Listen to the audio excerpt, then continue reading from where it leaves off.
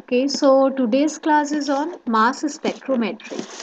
ठीक है, तो मास स्पेक्ट्रोमेट्री को हम मास स्पेक्ट्रोस्कोपी भी बोलते हैं and this is a analytical technique by which chemical substances are identified by sorting of gases and in electric and magnetic fields according to their mass to charge ratio.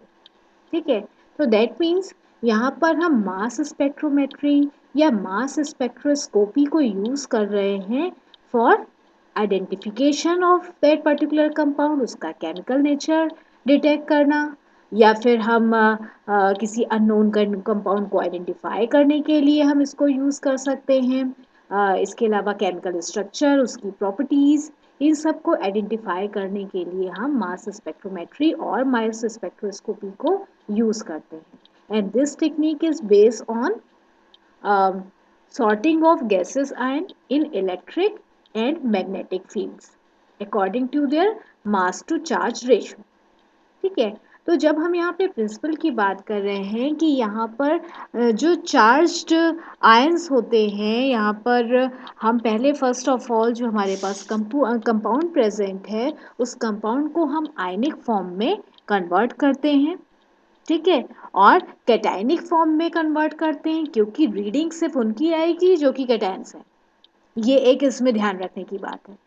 ठीक है, ये सब कैसे होता है ये हम आगे एक एग्जाम्पल लेकर स्टडी करेंगे, लेकिन अभी आप ध्यान रखिए कि पहले हमने जो हमारे पास कंपाउंड है उस कंपाउंड को हमने आयनिक फॉर्म में कन्वर्ट किया। आयनिक फॉर्म जब है ये ट्रेवल करेगा under the influence of electric and magnetic field, और मैग्नेटिक फील्ड और इलेक्ट्रिक फील्ड के इन्फ्लुएंस में ये मूवमेंट जब होता है और इस मूवमेंट के बाद अल्टीमेटली ये जो चार्ड आयन है ये जाकर डिटेक्टर पे स्ट्राइक करते हैं और डिटेक्टर इसका मेजरमेंट लेता है। मेजरमेंट किस बेसिस पे ले रहा है? On the basis of mass to charge ratio, क्योंकि ये जो मूवमेंट है ये मूवमेंट डिपेंड कर रहा है mass of that particular ionic species and the charge of that particular ionic species. ठीक है, तो यहाँ पर ये जो इंस्ट्रूमेंट है जो कि इस बेसिक थ्योरी पे डिपेंड कर रहा है कि मेजरमेंट और identification of gases ion on the basis of mass to charge ratio, इस मेथड पे टू इंस्ट्रूमेंट्स डेवलप किए गए हैं।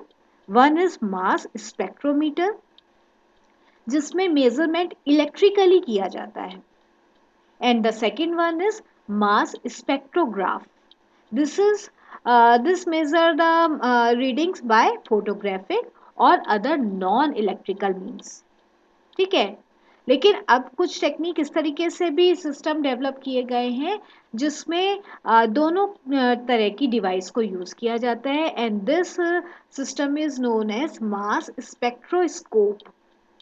ठीक है, मास स्पेक्ट्रोस्कोप के थ्रू हम इलेक्ट्रिकली डेटा रिट्राइव कर सकते हैं या फिर हम इसका फोटोग्राफिक हमें इसका मिल सकता है जो डेटा है। ठीक है, depending upon the on structure of that particular molecule और किस तरीके से उसका ऑर्गेनाइजेशन है उस पर हमको फोटोग्राफिक इमेज भी मिल सकती है और इलेक्ट्रिकल डेटा भी मिल सकता है। तो इस सिस्टम को मास स्पेक्ट्रोस्कोप बोलते हैं। ठीक है, वैसे जनरली जो हम मेथड यूज करते हैं वो है mass spectrometry for identification of unknown compound or for quantification of that material and for elucidation of the structure and chemical properties of different molecules. ठीक है, इतना क्लियर है आप लोगों को? हाँ, आवाज आ रही है या नहीं? Yes ma'am. ओके, तो अब हम इसकी हिस्ट्री की बात करते हैं कि फर्स्ट ऑफ ऑल ये मास स्पेक्ट्रोस्कोपी पे जब वर्क स्टार्ट हुआ तो इसका बेस कहाँ से स्टार्ट हुआ? मीन्स यहाँ पर 1998 में वेलहेम वेन ने, जो कि एक जर्मन फिजिसिस्ट हैं, इन्होंने सबसे पहले आइडेंटिफाई किया कि चार्ज पार्टिकल्स की बीम जो है मैग्नेटिक फील्ड के थ्रू अगर पास होती हैं तो उनमें डिफ्लेक्शन होता है। ठीक है, तो ये इन्होंने सबसे पहले 1898 में इस चीज को डिस्कवर किया था और इसके बाद सेम एक्सपेरिमेंट्स आगे परफॉर्म किए गए between 1907 to 1913 by British physicist J J Thomson. और उन्होंने सबसे पहले इलेक्ट्रॉन पे स्टडी किया। उन्होंने देखा कि इलेक्ट्रॉन्स जो है इलेक्ट्रिक फील्ड पे डिफ्लेक्शन शो करते हैं, ठीक है। और फिर उन्होंने ये स्टडी किया कि अगर पॉजिटिवली चार्ज आयंस, अगर पॉजिटिवली चार्ज आयन की बीम इलेक्ट्रिक फील्ड या फिर मैग्नेटिक फील्ड के थ्रू पास होती है या फिर combined electrostatic and magnetic field के थ्रू पास होती है तो उनमें डिफ्लेक्शन होता है, ठीक है। और ये जो टू फील्ड्स थॉमसन ट्यूब बोला गया क्योंकि उस ट्यूब के थ्रू, जिस ट्यूब के थ्रू ये बीम पास की गई, उसको टर्म यूज किया गया उसके लिए थॉमसन ट्यूब, क्योंकि जे जे थॉमसन इस पे वर्क कर रहे थे तो उसके बेसिस पे इस ट्यूब को थॉमसन ट्यूब बोला गया।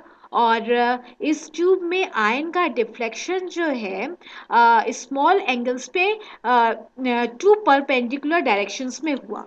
तो किस तरीके से हुआ ये मैंने डायग्राम ड्रॉ किया है। आई थिंक आप लोगों को समझ में आएगा इससे कि लेट्स सपोज ये ट्यूब है और इस ट्यूब के थ्रू हमने ये कर्सर मूव करता हुआ दिख रहा है ना, मैं जो मूवमेंट शो कर रही हूँ, हाँ दिख रहा है या नहीं?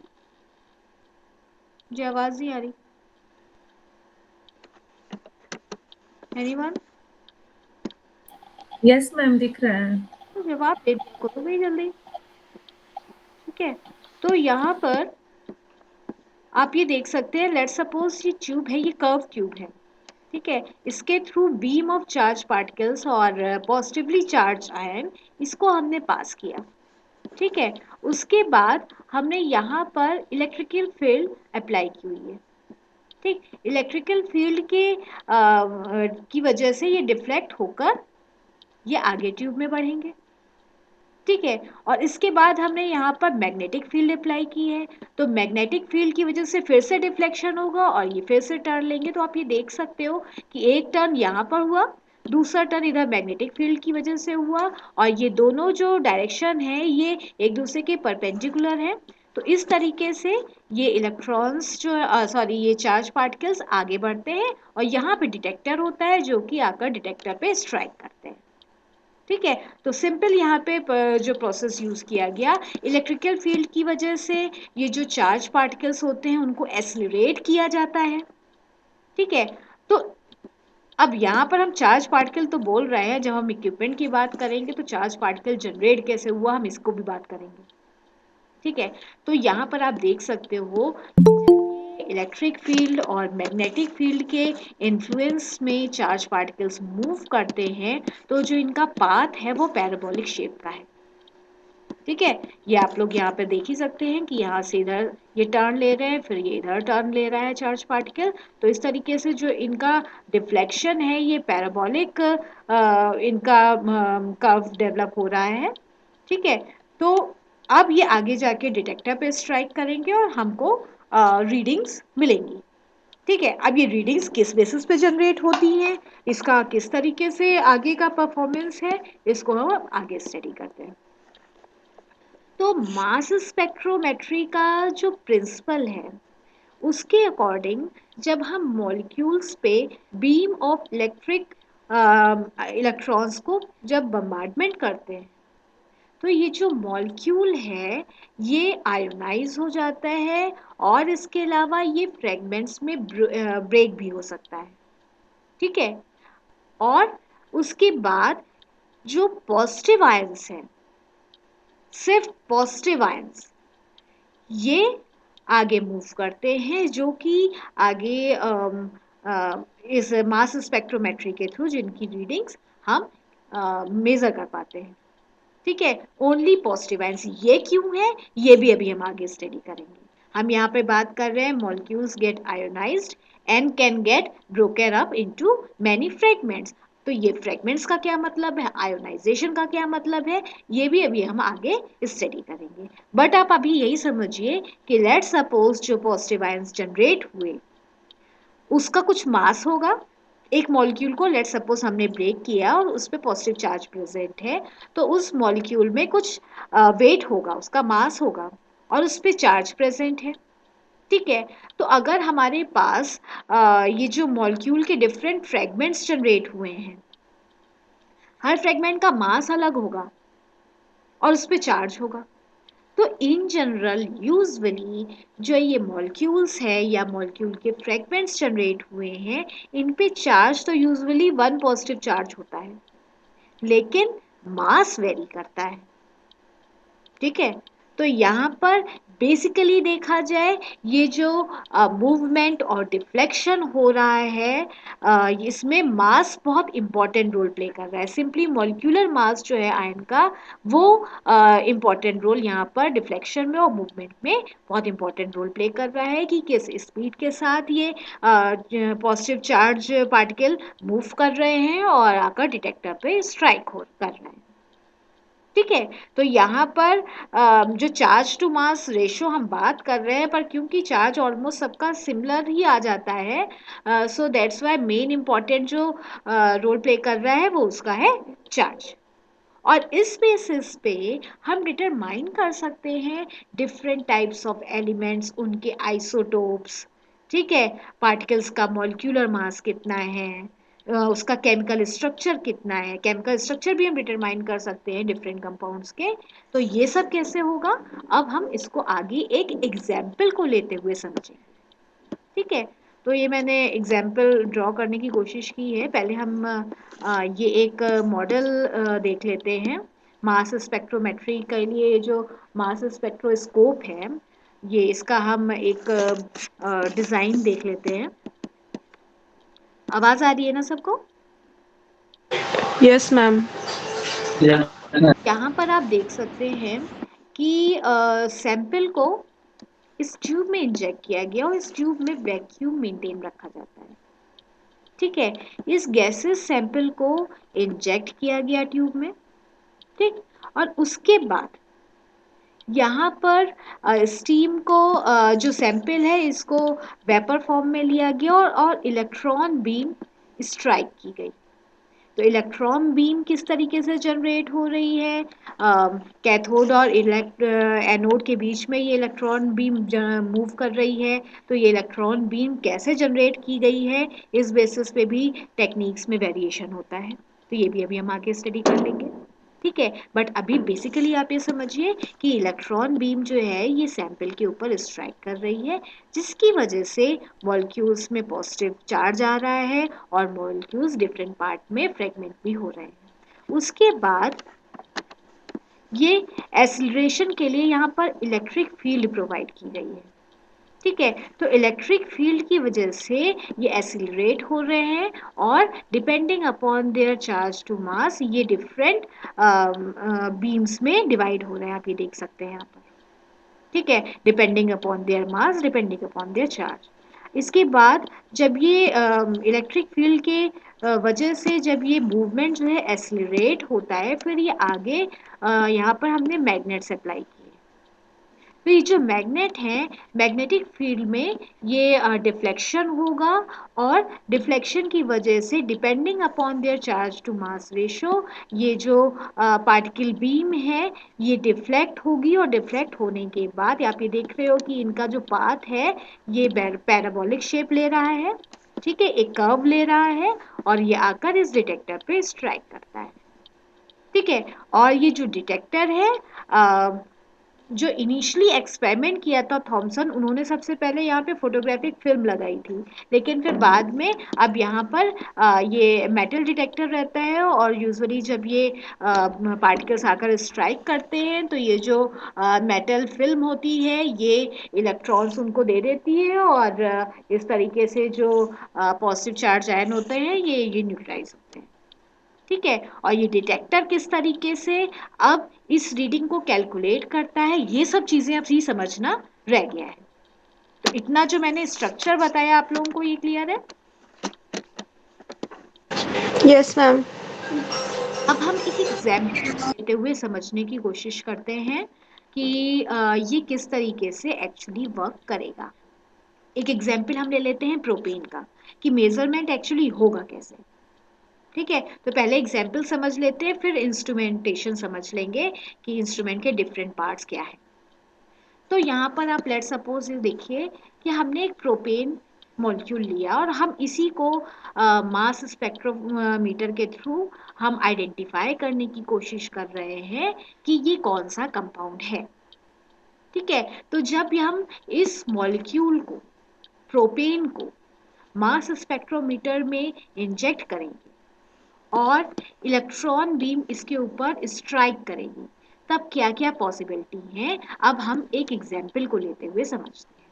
आप यहाँ पर देख रहे हो यहाँ पर CH3 CH2 CH3, तो कार्बन और हाइड्रोजन के बीच में बॉन्ड है। ठीक है, तो यहाँ पर कार्बन हाइड्रोजन बॉन्ड को हम इस तरीके से एक बार जरा सिर्फ इतना पोर्शन इनलार्ज करके देख लेते हैं। तो यहाँ पर आप देख रहे हो कार्बन और हाइड्रोजन के बीच में जो ये बॉन्ड है, यहाँ पर दो इलेक्ट्रॉन्स आपस में बॉन्डिंग कर रहे हैं, कार्बन और हाइड्रोजन।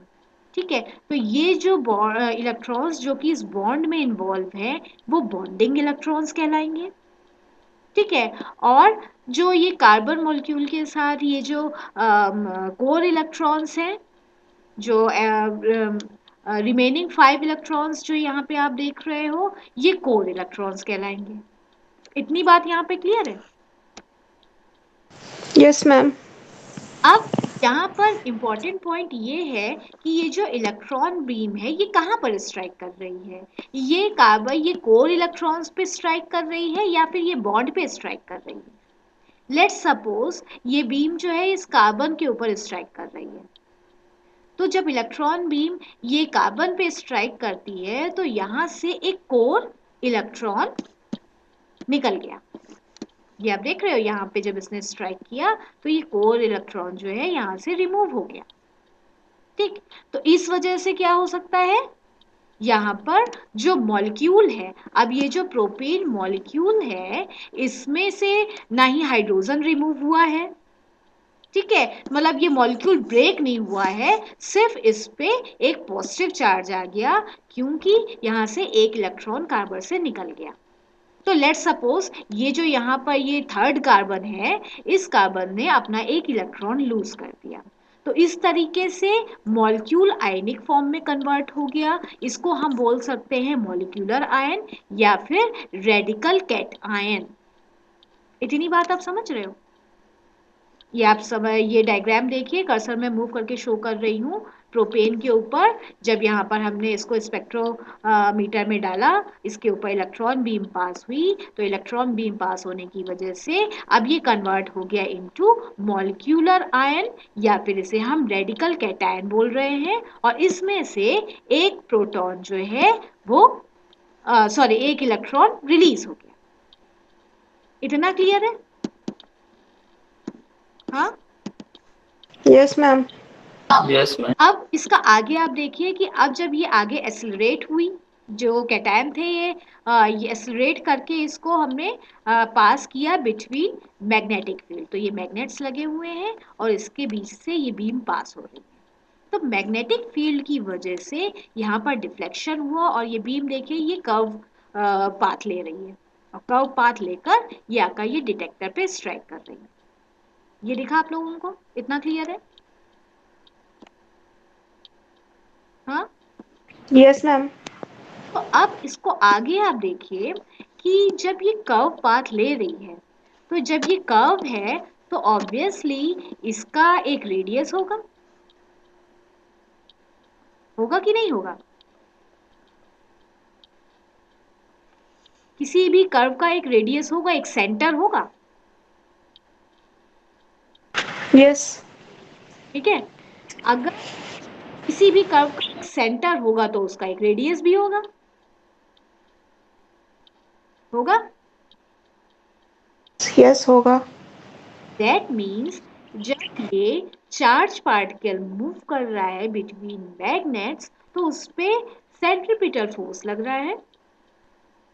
ठीक है, सॉरी सेंट्रीपिटल फोर्स, और इसकी वजह से ये कर्व पाथ ले रहा है और उस पाथ का एक रेडियस है, तो दैट मीन्स यहाँ पर मैग्नेटिक फील्ड और ये सेंट्रीपिटल फोर्स दोनों के बीच में एक रिलेशन होगा। ठीक है, होगा या नहीं? मैग्नेटिक फील्ड पे डिपेंड करता है कि कितना कर्व आएगा और कितना हाँ। फोर्स लगेगा। तो इसको हम यहाँ पे आप ये कैलकुलेशन देख सकते हो, कैलकुलेशन दिख रही है या नहीं? Yes ma'am. तो आप देख रहे हो F M means magnetic field और यहाँ पर ये सेंट्रीपिटल फोर्स। ठीक है, अब अगर हम इसको सिंप्लीफाई करें तो magnetic field is depend upon Q V B. Q क्या है? चार्ज, जो पार्टिकल पे चार्ज प्रेजेंट है वो है क्यू। ठीक है, और वी वो good afternoon ma'am. Good afternoon, इतना लेट ज्वाइन कर रहे हो और आप फिर डिस्टर्ब कर रहे हो क्लास में। वी क्या है? वो के साथ ये मॉलिक्यूलर आयन या फिर ये जो कैटायन था ये मूव कर रहा है। ठीक है, तो ये हो गया वी। बी क्या है? Magnetic field. Magnetic field. ठीक है, और इधर हम अगर सेंट्रीपिटल फोर्स को सिंप्लीफाई करें तो इसका क्या है? Centripetal force equals to M V square upon R. M क्या है? मास। मास। ठीक है, जो पार्टिकल है उसका मास। We velocity. आर क्या है? ये रेडियस। ठीक है, तो अब ये जो इक्वेशन है इसको अगर हम सिंप्लीफाई करते हैं तो सिंप्लीफाई करने की वजह से, वन सेकेंड लेट ज्वाइन करते हो, अगर हम इसको सिंप्लीफाई करते हैं दोनों तरफ तो अल्टीमेटली ये जो सॉल्व होके निकल के आता है वो है R is equals to M V upon Q B. That means हमें वेलोसिटी पता है क्योंकि वेलोसिटी को हम ये जो एक्सीलरेशन करवा रहे हैं ये रेडिकल कैटायन को, तो हम ये स्पीड को रेगुलेट कर सकते हैं। ये वेलोसिटी को हम रेगुलेट करते हैं कि किस स्पीड के साथ हम चार्ज पार्टिकल को एक्सीलरेट करेंगे, तो हमें वेलोसिटी पता है। ठीक है, हमें चार्ज पता है क्योंकि इन जनरल वो वन पॉजिटिव चार्ज आ जाता है। ठीक है, हमें मैग्नेटिक फील्ड पता है कि उसका फोर्स कितना है, और अगर हम रेडियस कैलकुलेट कर लें तो हम इस फॉर्मूले के बेसिस पे ये जो मास है पार्टिकल का वो हम पता कर सकते हैं। ठीक, तो इस डिटेक्टर की हेल्प से ये जो कर्व पाथ आपके चार्ज पार्टिकल ने लिया है इसका ये रेडियस कैलकुलेट होता है। डिटेक्टर इस तरीके से वर्क करता है कि वो इस रेडियस को मेजर कर ले। ठीक है, और हमें ये रेडियस पता चल गया तो मास पता चल जाएगा। तो डिटेक्टर और आगे का जो कंप्यूटेशनल पार्ट है वो सारे कैलकुलेशंस करके हमें डेटा प्रोवाइड करता है। इतना क्लियर है आप लोगों को? Excuse me. हाँ, यस मैम। अभी हमने बात किया कि चार्ज पार्टिकल, और अब हमें फ्रेगमेंटेशन की भी बात समझनी है। हमने ये तो बात की कि हाँ ठीक है, इलेक्ट्रॉन बीम ने स्ट्राइक किया और इलेक्ट्रॉन बीम के स्ट्राइक करने की वजह से अगर मॉलिक्यूल अपना एक इलेक्ट्रॉन लूज कर देगा तो उस पर पॉजिटिव चार्ज आ ही जाएगा, और पॉजिटिव चार्ज जो कंपाउंड या मॉलिक्यूल या फिर पार्टिकल है वो डिटेक्ट होगा। ठीक है, अभी हमने जब डेफिनेशन एक्सप्लेन की थी और आपको बताया था कि ये इलेक्ट्रॉन बीम की वजह से आयंस में कन्वर्ट हो रहा है और इसके अलावा फ्रेगमेंटेशन भी होता है। तो अब फ्रेगमेंटेशन पार्ट को आगे स्टडी करते हैं। ठीक है, तो फ्रेगमेंटेशन से पहले अभी एक कंडीशन और समझ सकते हैं। अभी तो हमने जो बात की थी उसमें सिर्फ और सिर्फ पॉजिटिव चार्ज आया था जब कोर इलेक्ट्रॉन लूज हुआ था। अब यहाँ पे नेक्स्ट डायग्राम आप समझ सकते हो, सेम कंडीशन है।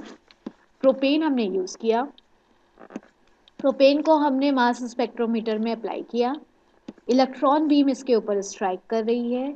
इस बार इलेक्ट्रॉन बीम कहाँ पे स्ट्राइक कर रही है? ये इस बॉन्ड पे स्ट्राइक कर रही है।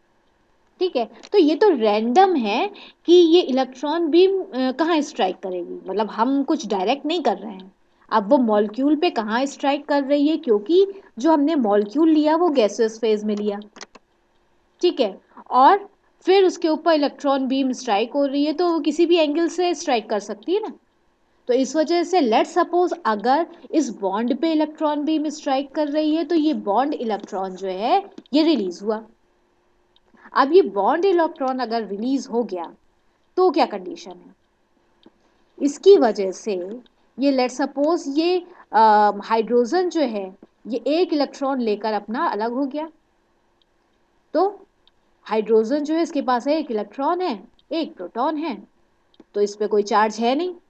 दूसरा, ये कार्बन जो था इसने अपना एक इलेक्ट्रॉन लूज कर दिया, तो ये क्या फॉर्म हो गया, कार्बोकेशन हुआ, यहाँ पे कार्बेनाइन फॉर्म हुआ। ठीक है, सॉरी कार्बोनियम आयन फॉर्म हुआ।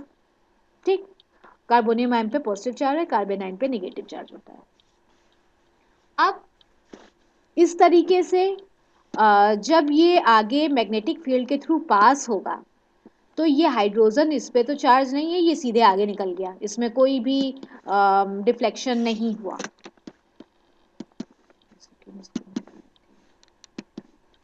ठीक है, इसमें कोई भी डिफ्लेक्शन नहीं हुआ और ये सीधे निकल गया।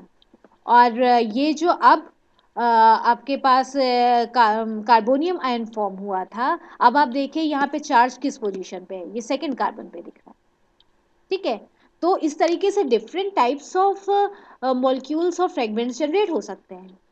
अब यहाँ से ये जो फ्रेगमेंट जनरेट हुआ, तो इससे पहले वाले केस में आप देखिए जो फ्रेगमेंट जनरेट हुआ था इसमें क्या था, CH3 CH2 CH3, जिस पे एक पॉजिटिव चार्ज है, तो ये रेडिकल कैटायन था।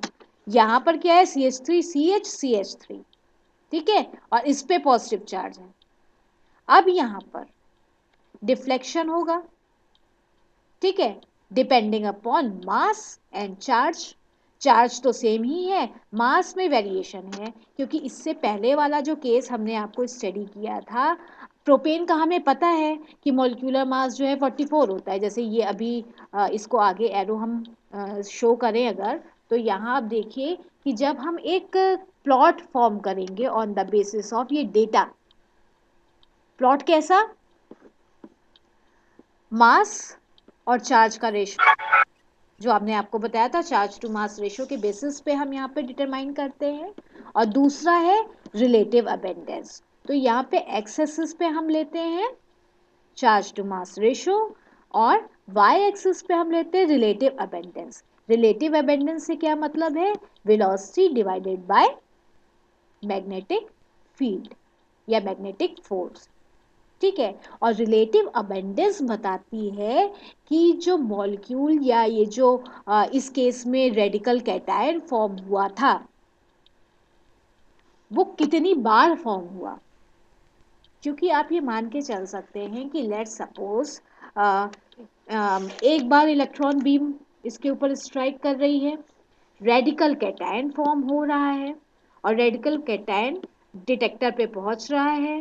डिटेक्टर जो है रेडियस को मेजर कर रहा है और इस बेसिस पे वो मॉलिक्यूलर मास को कैलकुलेट कर रहा है। मॉलिक्यूलर मास आ गया 44। ठीक है, तो ये जो चार्ज टू मास रेशो जो 44 है, इस पोजीशन पे इसने एक पीक दे दी। ठीक है, दोबारा फिर से इलेक्ट्रॉन बीम स्ट्राइक कर रही हो, इस बार फिर से अगर रेडिकल कैटायन फॉर्म हो रहा है और फिर से वो डिटेक्टर पे पहुंच रहा है, तो ये जो पीक है ये और लंबी हो जाएगी।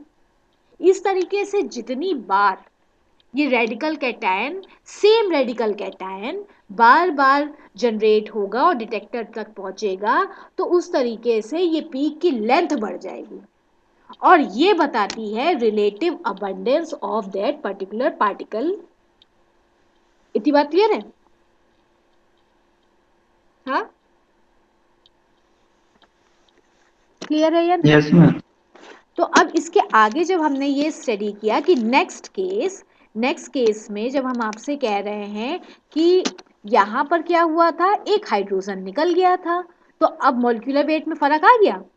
प्रोपेन का मॉलिक्यूलर वेट होता है 44 ग्राम पर मोल, लेकिन यहाँ पे जब यह एक हाइड्रोजन निकल गया है तो अब मॉलिक्यूलर वेट है 43 ग्राम पर मोल। ठीक है, तो इस बार जब ये डिटेक्टर पे स्ट्राइक करेगा तो ये डिफरेंट पोजीशन पे पीक आपको मिलेगी। लेट सपोज ये 44 की पीक है तो इससे पहले 43 की पीक जनरेट होगी। इतनी दिन बात क्लियर है? हाँ, इतना समझ में आया है या नहीं? मुझे आवाज नहीं आ रही। नहीं आया है तो बताइए, आया है तो बताइए। रचना, स्मृति, आवाज आ रही है या नहीं आ रही yes yes ma'am. Yes, ma'am. Ma'am आ रही है आवाज। है? Yes, ma'am. बताया मैंने, जवाब तो दी।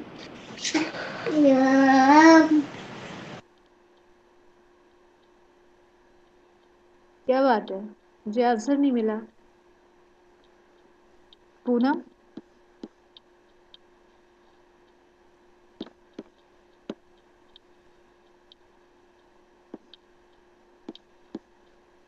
मुझे आंसर नहीं मिला आप लोगों का। Yes ma'am. ठीक है, अगर क्लियर है तो ओके। देन नेक्स्ट कंडीशन, जब हम फ्रेगमेंटेशन की बात कर रहे हैं, अभी हमने हाइड्रोजन के रिमूवल का केस स्टडी किया था। नेक्स्ट केस स्टडी हम यहाँ पर करते हैं। लेट्स सपोज इस बार इलेक्ट्रॉन बीम जो है किसी दूसरी पोजीशन पे स्ट्राइक कर रही है। अभी हमने ये कंडीशन स्टडी की थी। ये प्रोपेन है और इसने ये सेकंड कार्बन पे ये इस बॉन्ड पे स्ट्राइक किया था, तो हमारे पास ये जो है कार्बोनियम आयन फॉर्म हुआ था जिसका मोलिकुलर वेट 43 ग्राम पर मोल होता है। इट माइट बी पॉसिबल कि नेक्स्ट टाइम इस बार अब ये क्या करे, इस बॉन्ड को ब्रेक कर दे। ठीक है, अगर ये मिथाइल ग्रुप ये रिमूव हो जाता है और इस तरीके से रिमूव होता है कि ये जो बॉन्ड था कार्बन कार्बन के बीच में, यहाँ पर सेकेंड एंड थर्ड कार्बन के बीच में, इस बॉन्ड में जो इलेक्ट्रॉन पार्टिसिपेट हुए थे, ये जो मिथाइल ग्रुप है ये एक इलेक्ट्रॉन लेकर अलग हो जाए और दूसरा इलेक्ट्रॉन रिमूव हो जाता है, तो इस तरीके से CH3CH जनरेट हुआ, इसने अपना एक इलेक्ट्रॉन लूज कर दिया, तो इस पे एक पॉजिटिव चार्ज आ जाएगा। इतनी बात क्लियर है? हाँ, यस मैम। Yes, और ma'am. क्योंकि पॉजिटिव चार्ज इस पे आया है तो ये डिटेक्ट होगा, दूसरा ये CH3 नहीं डिटेक्ट होगा। नेक्स्ट कंडीशन हो सकती है कि इट माइट बी पॉसिबल ये जो कार्बन कार्बन बॉन्ड है इस केस में CH3CH अपना इलेक्ट्रॉन लेकर अलग हो जाता है और ये जो मिथाइल ग्रुप है ये अपना इलेक्ट्रॉन लूज कर देता है, तो इस बार मिथाइल ग्रुप पे पॉजिटिव चार्ज आएगा और जिस पे पॉजिटिव चार्ज आएगा सिर्फ वही मास स्पेक्ट्रोमीटर के थ्रू मेजर हो पाएगा। तो लेट्स सपोज हमारे पास डिफरेंट पोजीशन पे इलेक्ट्रॉन बीम के स्ट्राइक होने की वजह से हमको यहाँ पर ये 3 डिफरेंट या टाइप्स ऑफ मॉलिक्यूल्स मिल रहे हैं। ये एक हमारे पास एक तो जो हमारे पास मॉलिक्यूलर आयन था 3 या 4 डिफरेंट टाइप्स। एक जिसका मॉलिक्यूलर मास 44 है, प्रोपेन का मास। दूसरा जिसमें ये सेकेंड कार्बन से एक हाइड्रोजन रिमूव हो गया था, मॉलिक्यूलर मास इसका 43 ग्राम पर मोल है। नेक्स्ट कंडीशन जिसमें CH3CH फॉर्म हुआ था, मॉलिक्यूलर वेट 28 ग्राम पर मोल। और मिथाइल जिसका मॉलिक्यूलर वेट 15 ग्राम पर मोल है। ठीक है, तो इस तरीके से डिपेंडिंग अपॉन जब आपका सैंपल जब इलेक्ट्रॉन बीम उसके ऊपर स्ट्राइक करती है तो different types of positively charge particles form होते हैं, डिपेंडिंग अपॉन कि कहाँ पर मॉलिक्यूलर बीम जो है स्ट्राइक कर रही है, तो कोर इलेक्ट्रॉन रिमूव हो रहा है, बॉन्ड इलेक्ट्रॉन रिमूव हो रहा है, किस पोजीशन का बॉन्ड ब्रेक हो रहा है, इसके according different types of fragments of particles generate होते हैं। और जब ये पार्टिकल्स अलग अलग साइज के हैं तो अलग अलग उनका मॉलिक्यूलर मास है, चार्ज तो सब पे एक ही पॉजिटिव चार्ज है। तो इस तरीके से डिपेंडिंग अपॉन देयर मास ये डिफरेंट स्पीड के साथ आगे मूव करते हैं, और जब ये मैग्नेटिक फील्ड के थ्रू पास होते हैं तो डिफ्लेक्शन भी इनमें डिफरेंट कर्वेचर के साथ होता है, और अलग अलग रेडियस जो है डिटेक्टर मेजर करता है। और इस तरीके से आपको जब आप ये कर्व प्लॉट करते हो between relative abundance and mass to charge ratio, तो आपको ये डिफरेंट पीक्स मिल जाती हैं। ठीक है, तो आप यहाँ पे देख रहे हो, हमको एक पीक मिल गई 44 पे, दूसरी 43 पे है, फिर 28 पे है, फिर 15 पे है। तो अभी हमने यहाँ पर 4 डिफरेंट कंडीशंस आपको एक्सप्लेन की थी, तो उसके अकॉर्डिंग आप यहाँ पे देख रहे हो कि 4 पीक्स हम एक्सप्लेन कर रहे हैं आपको, या इस डायग्राम के थ्रू शो कर रहे हैं। इतना क्लियर है? अगर यस इतना मैम। है तो आगे हम एक्सप्लेन करें। Yes ma'am. और अब हम इन पीक्स के बेसिस पे कैसे चेक कर सकते हैं कि एक्चुअल मॉलिक्यूल कौन सा है। मतलब मॉलिक्यूल ये 15 ग्राम पर मोल वाला मॉलिक्यूल एक्चुअल मॉलिक्यूल है, या जिसका मॉलिक्यूलर वेट ये 44 ग्राम पर मोल शो कर रहा है, ये वाला एक्चुअल मॉलिक्यूल है। तो हम कैसे डिसाइड करेंगे? ऑब्वियस सी बात है, जो मॉलिक्यूलर वेट या चार्ज टू मास रेशो सबसे ज़्यादा है वही एक्चुअल मॉलिक्यूल हो सकता है। सबसे बड़ा तो वही होगा ना एक्चुअल मॉलिक्यूल। और धीरे धीरे जो मास टू चार्ज रेशो कम शो हो रहा है, वो ऑब्वियसली उसके फ्रेगमेंट्स हो सकते हैं। तो इस ग्राफ को समझ के जब कभी भी आप अपने किसी भी सैंपल का मास स्पेक्ट्रोस्कोपी करवाते हो, और उसके बाद जब आपको इस तरीके से कर्व मिलता है, ग्राफ मिलता है, तो आप कैसे आइडेंटिफाई करोगे कि आपका जो कंपाउंड था उसका मॉलिक्यूलर मास कितना था? तो यहाँ पे हम देख सकते हैं, और इस बेसिस पे हम बता सकते हैं, इस ग्राफ के बेसिस पे, कि जो कंपाउंड हमने यूज किया था एक्चुअली उसका मॉलिक्यूलर वेट 44 ग्राम पर मोल है। क्योंकि जो इस ग्राफ में सबसे ज़्यादा मास टू चार्ज रेशो शो हो रहा है वो 44 पे शो हो रहा है। सो दैट्स वाई जो मॉलिक्यूलर वेट होगा आपके मॉलिक्यूल का वो 44 ग्राम पर मोल है, और जो बाकी पीस नज़र आ रही हैं वो डिफरेंट फ्रेगमेंट्स की हैं। और इन फ्रेगमेंट पीक्स के बेसिस पे हम ये आइडेंटिफाई करने की कोशिश कर सकते हैं कि इसमें क्या क्या पॉसिबिलिटी हो सकती है, और क्या फंक्शनल ग्रुप्स हो सकते हैं।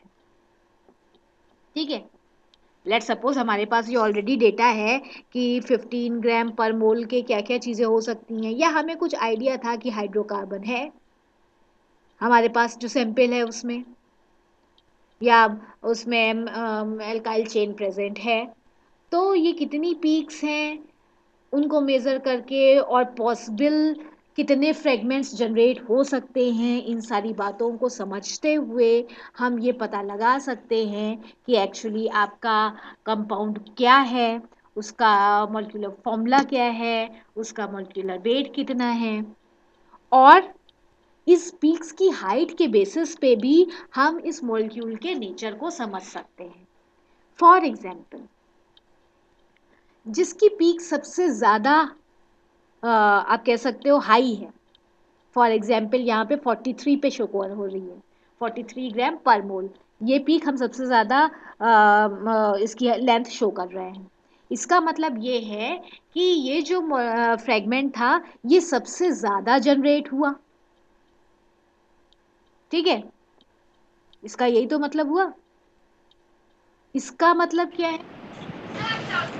सबसे ज़्यादा जनरेट हो रहा है वो सबसे ज़्यादा स्टेबल होगा, तभी तो बार बार जनरेट हो रहा है, वो स्टेबल है। और जिसकी से कम होगी हम उससे समझ सकते हैं कि उसकी क्वांटिटी और उसका ऑब्वियसली उसकी स्टेबिलिटी सबसे कम है, जिस वजह से, या उस पोजीशन पे जहाँ पे ब्रेक आ रहा है वो सबसे ज़्यादा नॉन आप कह सकते हो कि स्टेबल है, सो दैट्स वाई वो इतनी जल्दी ब्रेक नहीं हो रहा। तो इन पीक्स की हाइट से स्टेबिलिटी और नॉन स्टेबिलिटी और रिलेटिव अबेंडेंस के बेसिस पे हम ये सब जान सकते हैं। और इन सारी बातों को समझते हुए हम मॉलिक्यूलर स्ट्रक्चर डिटरमाइन कर सकते हैं कि जो हमारे पास कंपाउंड है एक्चुअली उसका स्ट्रक्चर क्या होगा, उसका मॉलिक्यूलर वेट कितना होगा। तो ये सारी बातें हम आइडेंटिफाई कर सकते हैं। इतना क्लियर है? Yes ma'am. Yes ma'am. Okay. तो अब वर्किंग ऑफ मास स्पेक्ट्रोमेट्री, तो जितना मैंने अभी आपको एक एग्जाम्पल के साथ एक्सप्लेन किया ऑलमोस्ट वही सब है। और इस केस में जैसा मैंने आपको पहले भी बताया, इस केस में जो हम सैंपल है वो सॉलिड, लिक्विड, गैस किसी भी फॉर्म में ले सकते हैं और फिर इसके ऊपर इलेक्ट्रॉन्स का बम्बार्डमेंट किया जाता है to convert this molecule into ionized form. ठीक है। और आगे separation charge to mass ratio के बेसिस पे हो रहा है, ये सब बातें हम पहले ही चेक कर चुके हैं।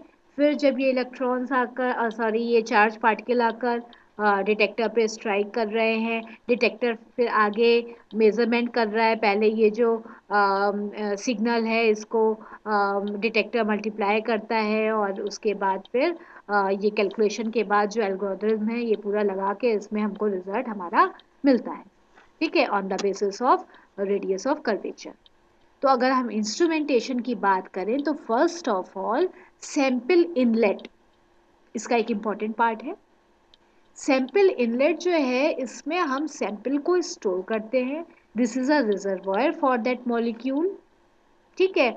और इस रिजर्वॉयर को हम आयोनाइजेशन चैम्बर से कनेक्ट करते हैं थ्रू पिन होल, बहुत छोटा सा होल होता है जिसे हम मॉलिक्यूलर लीक बोलते हैं, उसकी हेल्प से हम अंडर लो प्रेशर हम इस सैंपल को ट्रांसफर करते हैं इनटू आयोनाइजेशन चैम्बर। अब यहाँ आयोनाइजेशन चैम्बर पे जो मॉलिक्यूल्स हैं उस मॉलिक्यूल के ऊपर इलेक्ट्रॉन्स स्ट्राइक कर रहे हैं। ठीक है। और जिसकी वजह से मॉलिक्यूल में प्रेजेंट एटम का आयोनाइजेशन होता है और ये जो इलेक्ट्रॉन्स जनरेट हो रहे हैं ये कैथोड और एनोड के बीच में मूव करते हैं। ठीक है। और बीच में से जो सैंपल है उस पे ये स्ट्राइक कर रहे हैं। ठीक है। और इलेक्ट्रॉन्स के स्ट्राइक करने की वजह से जो इलेक्ट्रॉन बीम है उसकी वजह से सैंपल में प्रेजेंट जो एटम है वो अपना इलेक्ट्रॉन उसका लूज हो जाता है। और ये जो इलेक्ट्रॉन बीम जनरेट हो रही है फॉर द आयोनाइजेशन पर्पस, ये बीम कैसे जनरेट हो रही है उसके अकॉर्डिंग भी हम इसको 3 डिफरेंट टाइप्स में डिवाइड कर सकते हैं। Electron ionization, chemical ionization, desorption technique. अब जैसे डिसॉर्प्शन टेक्निक है तो प्लाज्मा डिसॉर्प्शन मेथड यूज हो सकता है या डिफरेंट मेथड्स हैं किस तरीके से इलेक्ट्रॉन बीम जनरेट हो रही है। ठीक है। फिर ये जो इलेक्ट्रॉन बीम हम कोई भी मेथड यूज कर रहे हैं आयोनाइजेशन चैम्बर में किस तरीके से इलेक्ट्रॉन बीम कहाँ से जनरेट हो रही है इसके अकॉर्डिंग ये 3 डिफरेंट मेथड्स हैं। इतना क्लियर है? हाँ। Yes ma'am. अब नेक्स्ट पार्ट है इसका एसिलरेशन। एसिलरेशन के केस में जैसा हमने आपको आगे बताया कि जब ये चार्ज पार्टिकल या कैटायन जनरेट होता है तो ये अब हम इसको चाहते हैं कि आगे मूव भी तो करे। हमको इसे एसिलरेट करने के लिए हम इलेक्ट्रिक फील्ड प्रोवाइड करते हैं और इस केस में चार्ज पैरेलल प्लेट्स यूज हो रही हैं जिसकी हेल्प से ये जो बीम है ये एसिलेट होती है और मूव करती है। और ये जो एसिलेशन स्पीड है ये जो प्लेट्स की चार्ज है उस बेसिस पे हम उसको रेगुलेट कर सकते हैं कि ये जो आयन की या चार्ज पार्टिकल्स की जो बीम है उसे हम किस स्पीड के साथ एसिलरेट करना चाहते हैं तो इसे हम रेगुलेट कर सकते हैं। ठीक है। एसिलरेशन के बाद अब नेक्स्ट स्टेप होता है डिफ्लेक्शन। तो इस केस में आपको बताया था कि अब ये बीम जो है मैग्नेटिक फील्ड के थ्रू पास हो रही है। जैसा आपको पहले बताया था depending upon their mass, charge तो सब पे सेम ही है ऑलमोस्ट, पॉजिटिव चार्ज है सिंगल वन चार्ज। तो उस केस में मास के अकॉर्डिंग, अब जिसमें जितना ज़्यादा मास होगा वो वहीं स्लो स्पीड से मूव करेगा। आप ये समझ सकते हैं कि लेट्स सपोज आप किसी लेट्स सपोज एक स्टोन को थ्रो कर रहे हो, ठीक है। आपके पास स्टोन है, अलग अलग साइज के हैं, अलग अलग वेट के हैं, लेकिन हाँ मटेरियल सेम है। मतलब जो स्टोन या रॉक किस मटेरियल की बनी हुई है वो सेम है। उसमें कौन से एलिमेंट्स प्रेजेंट है वो सारा कंपोजिशन सब सेम है, क्योंकि इसका भी इफेक्ट पड़ता है, ठीक है। उसके बाद अब अगर हमारे पास अलग अलग वेट के अगर ये स्टोन है और उसको अगर हम थ्रो करते हैं, थ्रो करने के लिए हम उतनी ही एनर्जी यूज कर रहे हैं जितनी भी बार हम थ्रो करते हैं, हम सेम एनर्जी के साथ थ्रो कर रहे हैं। बट ऑब्वियसली जो स्टोन हैवी होगा वो ज़्यादा दूर तक नहीं जाएगा, और जितना लाइट वेटेड होगा उतना ही ज़्यादा दूर तक वो जाएगा। और जब आप थ्रो करोगे तो थ्रो करने का जो पाथ है आपको पता है वो पैराबोला होता है, ठीक है। तो सिमिलरली यहाँ पर भी जब मैग्नेटिक फील्ड के थ्रू डिफ्लेक्शन हो रहा है, तो depending upon the mass of that particular charge particle, ये उसी स्पीड से आगे मूव करते हैं और डिटेक्टर से जाकर स्ट्राइक करते हैं। और किस पॉइंट पे जाकर ये स्ट्राइक कर रहा है डिटेक्टर पे, उस बेसिस पे रेडियर कैलकुलेट हो रहा है।